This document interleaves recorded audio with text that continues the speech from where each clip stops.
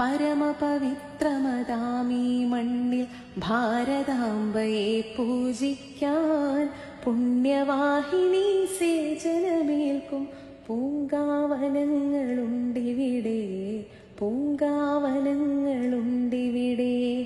പരമപവിത്രമതാമീ മണ്ണിൽ ഭാരതാംബയെ പൂജിക്കാൻ പുണ്യവാഹിനി സേചനമേൽക്കും പൂങ്കാവനങ്ങളുണ്ടിവിടെ, പൂങ്കാവനങ്ങളുണ്ടിവിടെ.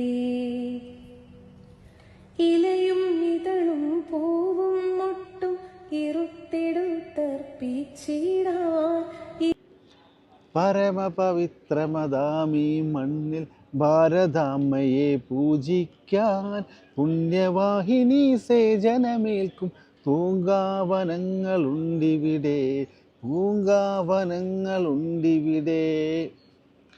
അടിപൊളി വരിയാണ് കേട്ടോ.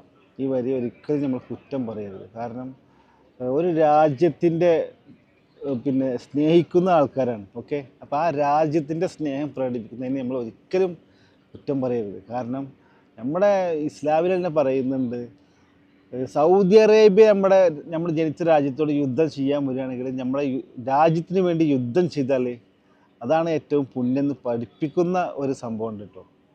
അപ്പോൾ ഒരിക്കലും രാജ്യത്തിനെ സ്നേഹിക്കുന്നവരെ ഒരിക്കലും നമുക്ക് കുറ്റം പറയാൻ പറ്റില്ല. ഓക്കെ, അപ്പം ബൈ.